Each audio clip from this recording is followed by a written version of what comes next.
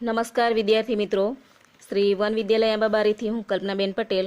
મિત્રો, આજે આપણે ધોરણ 11નું તત્વજ્ઞાન અને એમાં 5મું ચેપ્ટર છે જટિલ સંયુક્ત વિધાનો. તો અગાઉના વિડીયોમાં આપણે જટિલ સંયુક્ત વિધાનોના પ્રકારો વિશે જોઈ ગયા હતા. હવે આજના વિડીયોમાં આપણે સત્યતા કોષ્ટક દ્વારા સત્યતા મૂલ્ય નિશ્ચિત કરવાની પદ્ધતિ એના વિશે જોઈશું.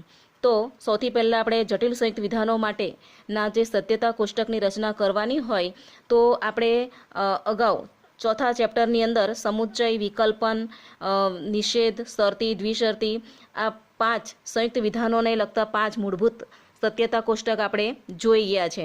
એટલે એના પરથી તમને ખ્યાલ આવ્યો હશે.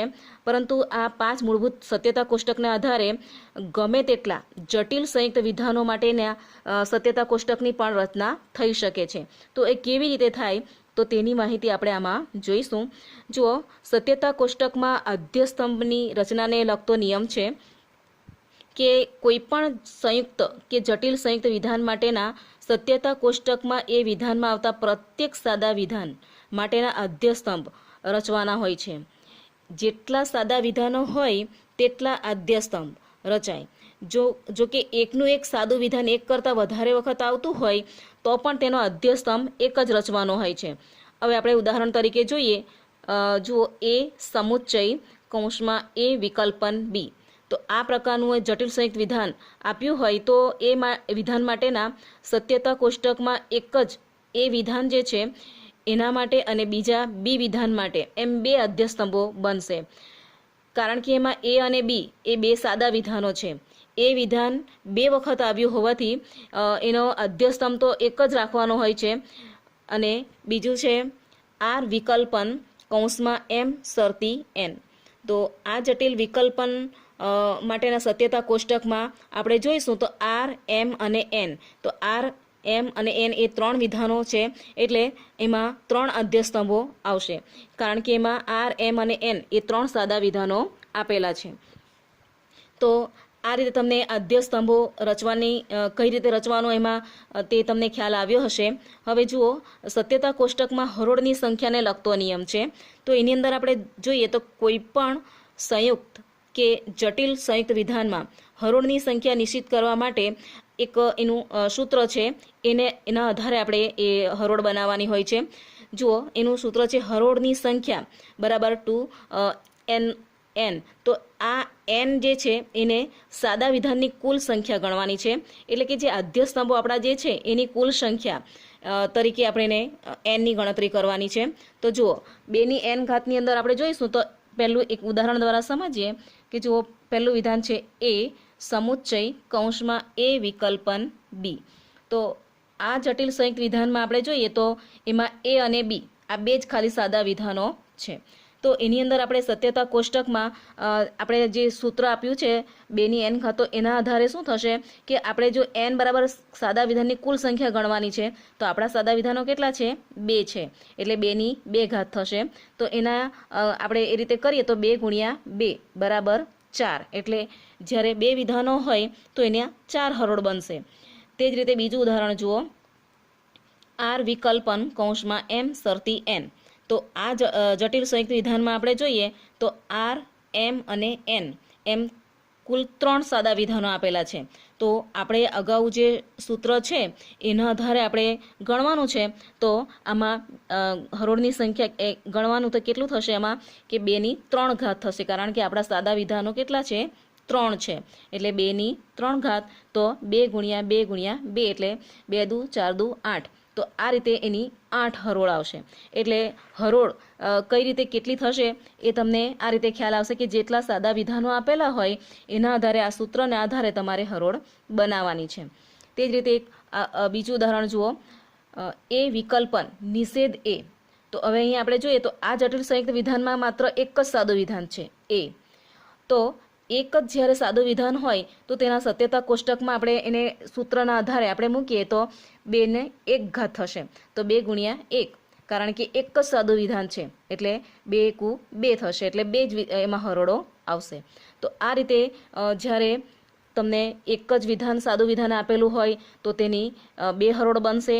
અને જો બે સાદા વિધાનો આપેલા હોય તો ત્યારે તેની 4 હરોળ બનશે, અને જો 3 વિધાનો આપેલા હોય તો 8 હરોળ બને. તો આ રીતે આ સૂત્રના આધારે તમારે જેટલા સાદા વિધાનો એના આધારે એની હરોળ બનાવવાની છે. હવે પ્રત્યેક અધ્યયસ્તંભમાં ટી અને એફની ગોઠવણીને લગતો નિયમ.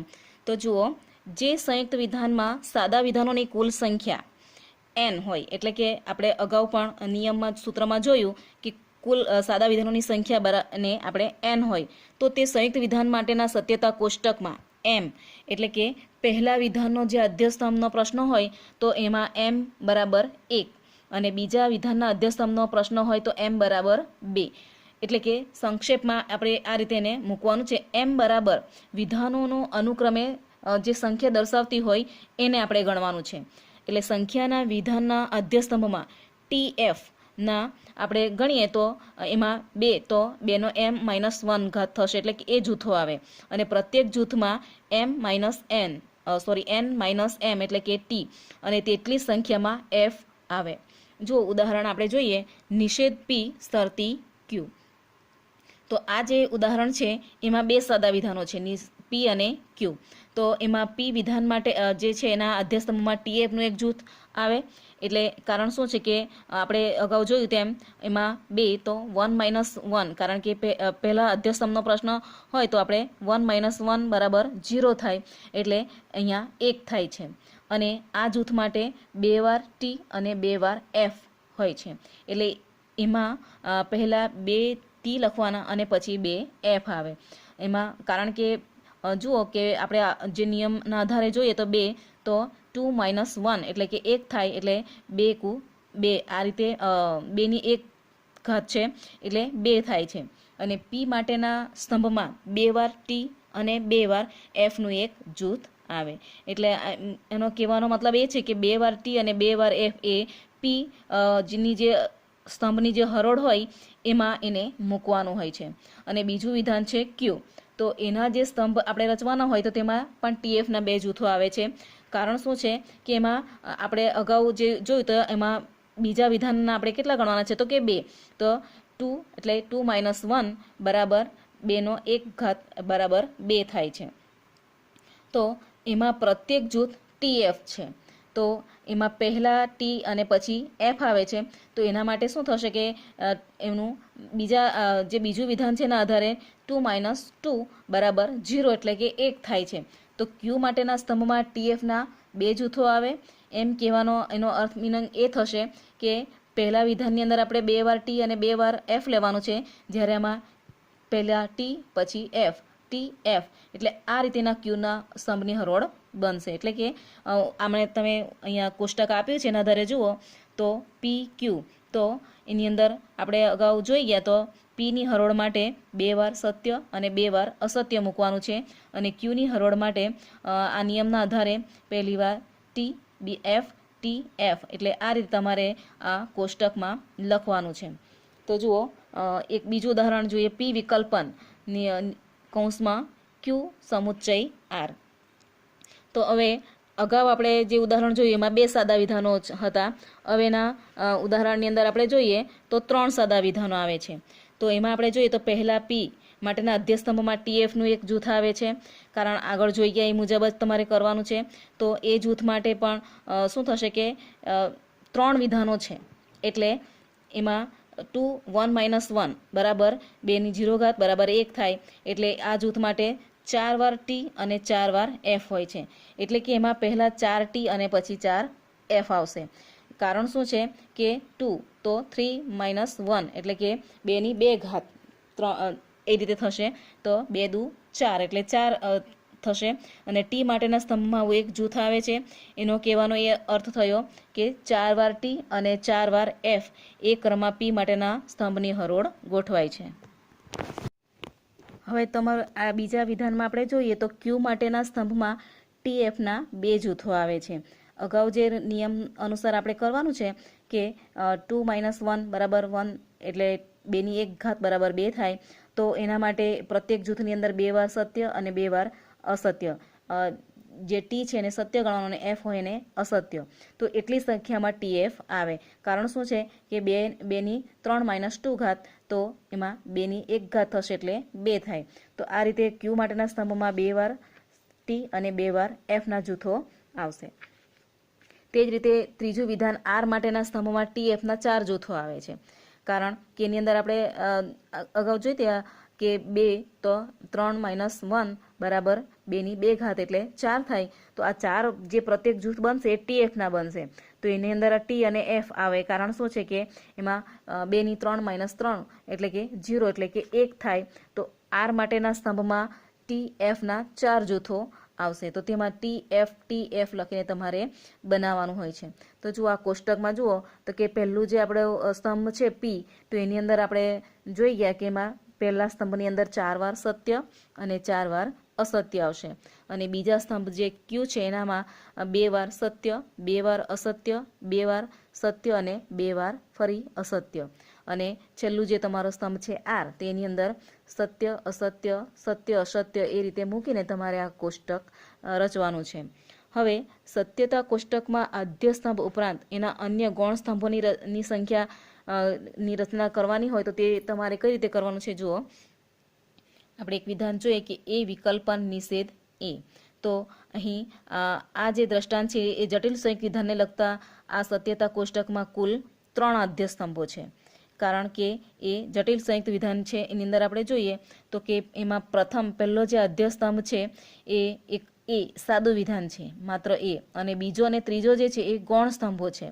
એટલે કે એ મુખ્ય આદ્ય સ્તંભ નથી પણ ગૌણ સ્તંભો છે. એમાં બીજા સ્તંભની રચના પહેલા સ્તરના જે નિયમ જે છે નિષેધના આધારે બનશે અને ત્રીજો જે છે એ વિકલ્પના નિયમના આધારે આપણે મૂકવાનું રહેશે. એટલે કે બીજા સ્તંભની રચના પહેલા સ્તંભના આધારે આપણે મૂકવાનું છે. તો એની અંદર બીજો અને ત્રીજો બંને ગૌણ સ્તંભ છે એટલે એમાં નિષેધના નિયમના આધારે મૂકવાનું. અને ત્રીજા સ્તંભની રચના પહેલા અને બીજા આ બંને સ્તંભના આધારે અને નિયમ લેવાનો છે આપણે વિકલ્પનનો. એ વિકલ્પનના મૂળભૂત સત્યતા કોષ્ટકને આપણે નિયમને અનુસરવાનું છે. અગાઉ નિયમ જોયો એ મુજબ. અને એમાં પહેલું અને બીજું જે છે એના આધારે વિકલ્પનો નિયમ લખીને તમારે એ બનાવવાનું છે. તો જુઓ અહીં આપણે જુઓ તો પહેલા એક સ્તંભની અંદર એ તો ટી અને એફ. તો એની અંદર આપણે જોઈએ તો નિષેધ એ અને ત્રીજું વિધાન છે આખું વિધાન લેવાનું, એમાં એ વિકલ્પન નિષેધ એ. તો બીજું જે વિધાન છે એની નીચે 1 લખ્યો છે અને નિષેધનું ચિહ્ન મૂક્યું છે. એટલે નિષેધનો નિયમ શું છે કે જો વિધાન સત્ય હોય તો નિષેધ અસત્ય આવે અને જો વિધાન અસત્ય હોય તો સત્ય આવે. એટલે એના આધારે આ બીજો સ્તંભ બન્યો. ત્રીજા સ્તંભની અંદર એ વિકલ્પન નિષેધ એ. તો એની અંદર આપણે જોઈએ તો વિકલ્પનના નિયમની અંદર આપણે જોયું કે જ્યારે બંને વિધાનો અસત્ય હોય તો જ વિધાન અસત્ય, નહીંતર બધા વિધાનો સત્ય આવે.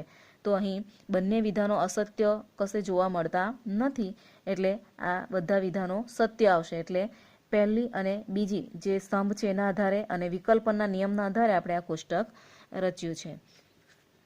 તે જ રીતે બીજું ઉદાહરણ જુઓ, નિષેધ આર શરતી નિષેધ એસ.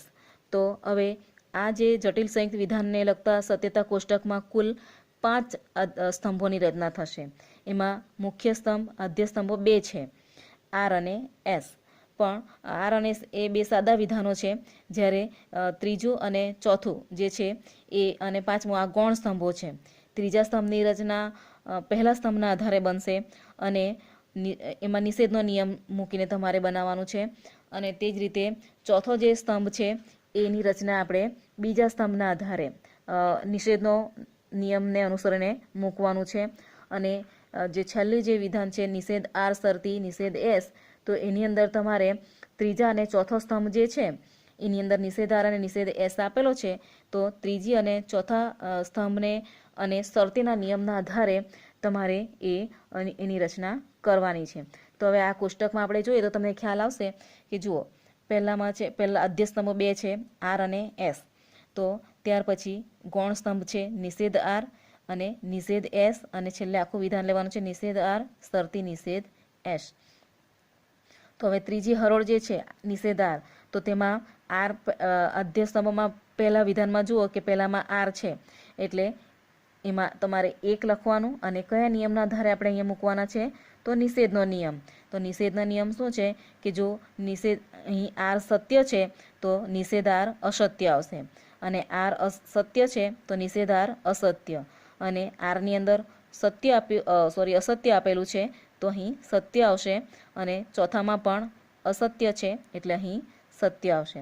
એટલે તમારે કયા નિયમના આધારે મૂક્યું, તો પહેલો સ્તંભ છે તમારો 1, અને નિયમ કયો છે નિષેધ, એના આધારે તમે અહીં આ ગૌણ સ્તંભની આ રચના તમે કરી છે. હવે ચોથો છે નિષેધ એસ. તો એસ કઈ હરોળમાં છે, તો કે બીજી હરોળમાં એસ છે. તો એમાં પણ નિષેધના નિયમના આધારે આપણે મૂકવાનું છે. તો એસમાં તમે જુઓ કે પહેલામાં સત્ય છે તો નિષેધ એસમાં શું આવશે, અસત્ય. તે જ રીતે બીજામાં શું છે, અસત્ય છે તો નિષેધ એસમાં સત્ય આવશે. ત્રીજામાં સત્ય છે તો નિષેધ એસમાં અસત્ય આવશે, અને ચોથામાં અસત્ય છે એટલે નિષેધ એસમાં સત્ય આવશે. જો સત્ય હોય તો અસત્ય કરવાનું, અને જો અસત્ય હોય તો સત્ય મૂકવાનું. આ રીતે તમારે આ સ્તંભની રચના કરવાની છે. હવે ત્યારબાદ તમારું પાંચમું જે છે નિષેધ આર શરતી નિષેધ એસ. તો નિષેધ આર કઈ હરોળમાં છે, તો ત્રીજી હરોળમાં છે, એટલે તમારે નીચે 3 લખવાનું. અને નિષેધ એસ કઈ હરોળમાં છે, તો ચોથી હરોળમાં, એટલે તમારે 4 લખવાનું. કયા નિયમના આધારે આપણે મૂકવાના છે, તો શરતીનો નિયમ. તો તમારે શરતીનું નિશાન નીચે મૂકવાનું. અને હવે શરતીનો નિયમ શું છે કે જો પહેલું વિધાન સત્ય હોય અને બીજું વિધાન અસત્ય હોય તો જ તે વિધાન અસત્ય, નહીંતર બધા વિધાનો સત્ય આવે. તો હવે તમારે ત્રીજી અને ચોથી હરોળમાં માત્ર જોવાનું છે, પહેલી અને બીજી હરોળને તમારે જોવાનું નથી. માત્ર ત્રીજી અને ચોથી હરોળમાં જોવાનું કે પહેલું વિધાન સત્ય હોય અને બીજું વિધાન અસત્ય હોય એવું કઈ હરોળમાં છે, તો ત્રીજા નંબરની હરોળમાં છે. તો એમાં જોઈએ આડી લાઈનમાં જોવાનું કે પહેલું વિધાન સત્ય છે અને બીજું અસત્ય છે ત્રીજી અને ચોથી લાઈનમાં, તો ત્યારે એમાં અસત્ય આવશે, નહીંતર બાકીના બધા સત્ય. એટલે આ રીતે તમારે એ વિધાન આ કોષ્ટક બનાવવાનું છે. તે જ રીતે છેલ્લું ઉદાહરણ છે એમ દ્વિશર્તી કૌંસમાં એન સમુચ્ચય પી. તો હવે આ રીતેનું વિધાન આપેલું હોય તો આ સંયુક્ત વિધાનને લગતા સત્યતા કોષ્ટકમાં કુલ 5 સ્તંભો બનશે. જુઓ એમ તો મુખ્ય 3 સ્તંભો છે, આદ્ય સ્તંભો 3 છે, એમ, એન અને પી. અને ગૌણ સ્તંભો કેટલા બનશે, 2. તો એન સમુચ્ચય પી, અને છેલ્લે આખું વિધાન તમારે લેવાનું છે એમ દ્વિશર્તી કૌંસમાં એન સમુચ્ચય પી. તો હવે આની અંદર આપણે જોઈએ તો જ્યારે 3 આદ્ય સ્તંભો હોય તો આપણે અગાઉ જે નિયમ જોઈ ગયા એ મુજબ પહેલી હરોળમાં 4 વાર સત્ય મૂકવાનું અને 4 વાર અસત્ય, અને બીજી હરોળમાં 2 વાર સત્ય, 2 વાર અસત્ય, ફરી 2 વાર સત્ય અને ફરી અસત્ય, અને છેલ્લી હરોળમાં સત્ય અસત્ય સત્ય અસત્ય મૂકીને તમારે એ સ્તંભ બનાવવાના છે. ત્યારબાદ હવે આપણે ગૌણ સ્તંભમાં જોઈએ તો એન સમુચ્ચય પી. તો હવે તમારે જોવાનું કે એન કઈ હરોળમાં છે, તો બીજામાં છે, અને એન એ ત્રીજામાં છે, ત્રીજા આદ્ય સ્તંભમાં છે. એટલે 2 અને 3, અને કયા નિયમને આપણે અનુસરવાના છે, તો સમુચ્ચયને. એટલે હવે તમારે સમુચ્ચયના નિયમના આધારે મૂકવાનું છે. તો સમુચ્ચયનો નિયમ શું છે કે બંને વિધાન સત્ય હોય તો જ વિધાન સત્ય, નહીંતર અસત્ય. તો હવે બીજી અને ત્રીજી હરોળને તમે જુઓ કે બીજી અને ત્રીજી હરોળમાં બંને વિધાન સત્ય હોય તો તેની બાજુમાં તમારે સત્ય લખવાનું છે. તો આપણે જોઈએ તો જો પહેલી હરોળ છે એમાં બંનેમાં સત્ય છે એટલે સત્ય આવશે. ત્યારબાદ જુઓ તો 5મા નંબરની લાઈન છે એમાં બંને વિધાન સત્ય છે એટલે અહીં સત્ય આવશે. ત્યારબાદ બીજી કોઈ પણ બીજી અને ત્રીજી લાઈનમાં બંને વિધાન સત્ય હોય એવું જોવા મળતું નથી, એટલે તે બધામાં તમારે અસત્ય લખવાનું. માત્ર પહેલી અને 5મી જે હરોળ છે એ તમારી એની અંદર જ બંને વિધાન સત્ય આપેલા છે એટલે અહીં સત્ય આવશે ચોથી હરોળના, અને બાકીના બધા વિધાનો અસત્ય આવશે. હવે ત્યારબાદ તમારું જે 5મું જે છે એની અંદર 5મા સ્તંભની અંદર જુઓ તો એમ દ્વિશર્તી એન સમુચ્ચય પી. તો આ જે વિધાન છે એની અંદર આપણે જોઈએ તો એમ કઈ હરોળ સ્તંભમાં છે, તો કે પહેલા નંબરની, એટલે તમારે ત્યાં 1 લખવાનું છે. એન સમુચ્ચય પી કઈ હરોળમાં છે સ્તંભમાં, તો ચોથા નંબરની છે, એટલે તમારે ત્યાં નીચે 4 લખવાનું અને કયા નિયમના આધારે આપણે મૂકવાના છે તો દ્વિશરતી, એટલે તમારી બાજુમાં દ્વિશરતી લખવાનું. અને આપણે કૌંસનો નિયમ જોઈ ગયા એ મુજબ તમને ખ્યાલ આવશે કે કયા આપણે એને ગણવાનું છે અને એના આધારે તમારે મૂકવાનું છે. તો હવે દ્વિશરતીનો નિયમ આપણે જોઈ ગયા. તો એની અંદર શું હોય કે જો બંને વિધાન સત્ય હોય તો વિધાન સત્ય, અને બંને વિધાન અસત્ય હોય તો પણ તે વિધાન સત્ય, બાકીના વિધાનો અસત્ય આવે. તો હવે તમારે માત્ર પહેલી અને ચોથી લાઈનને જ જોવાનું છે, વચ્ચેની બીજી અને ત્રીજી લાઈનને તમારે બિલકુલ જોવાનું નથી. પહેલી અને ચોથી લાઈનને જોવાનું, અને એમાં તમે જુઓ કે બંને વિધાનમાં સત્ય આવતું હોય તો ત્યાં સત્ય લખવાનું છે. તો જુઓ પહેલી અને ચોથી હરોળમાં જોઈએ તો પહેલામાં સત્ય છે અને ચોથી હરોળમાં પહેલું સત્ય છે, એટલે અહીં વિધાન સત્ય આવશે. ત્યારબાદ જુઓ કે બંને સત્ય હોય કે બંને અસત્ય હોય એવું જોવા મળતું નથી, પરંતુ છઠ્ઠી હરોળમાં આપણે જોઈએ તો છઠ્ઠી હરોળમાં જોશો તો પહેલામાં સત્ય અને ચોથી હરોળમાં પણ સત્ય આવે છે, અસત્ય, એટલે બંને વિધાન અસત્ય હોય તો પણ વિધાન સત્ય બને, એટલે અહીં સત્ય આવશે. તે જ રીતે સાતમી હરોળમાં પણ છે કે અહીંયા પણ સત્ય છે અને ચોથી હરોળમાં પણ અસત્ય છે, એટલે અહીં સત્ય આવશે. અને આઠમી હરોળમાં પણ અસત્ય છે અને ચોથી હરોળમાં પણ અસત્ય છે, એટલે સત્ય આવશે. એટલે તમારું જે આ સ્તંભ તમે રચશો એની અંદર તમારે દ્વિશરતીના નિયમમાં એવું યાદ રાખવાનું કે બંને વિધાન સત્ય હોય અથવા બંને વિધાન અસત્ય હોય તો જ વિધાન સત્ય, નહીંતર અસત્ય. તો અહીંયા આપણે જોયું કે પહેલી અને ચોથી લાઈનમાં જુઓ તો પહેલા નંબરની જે હરોળ છે એમાં બંને વિધાન સત્ય એટલે સત્ય આવ્યું. એ જ રીતે છઠ્ઠી હરોળમાં આપણે જોયું તો બંને વિધાન અસત્ય છે એટલે વિધાન સત્ય આવ્યું. સાતમી હરોળમાં બંને વિધાન અસત્ય છે એટલે સત્ય, અને આઠમામાં પણ બંને અસત્ય છે એટલે સત્ય, અને બાકીની હરોળમાં સત્ય અસત્ય આપેલું છે એટલે એ વિધાન અસત્ય આવે. તો આ રીતે તમારે નિયમના આધારે કોષ્ટકને રચવાનું છે, અને તમારે આ સ્તંભ, મુખ્ય આદ્ય સ્તંભો અને ગૌણ સ્તંભોની રચના કરીને જે તે નિયમના આધારે તમારે બનાવવાનું છે. હવે આના આધારે તમારે મનોયત્ન 5.3 જે છે એમાં સંયુક્ત વિધાન માટેના સત્યતા કોષ્ટકની રચના તમારે કરવાની છે. એમાં 10 આપેલા છે સત્યતા કોષ્ટકો, એ તમારે સ્વાધ્યાયમાં લખવાના છે. અને ત્યારબાદ તમારું સ્વાધ્યાય 5 જે છે એનું પણ લેસન તમારે કરીને મોકલવાનું છે.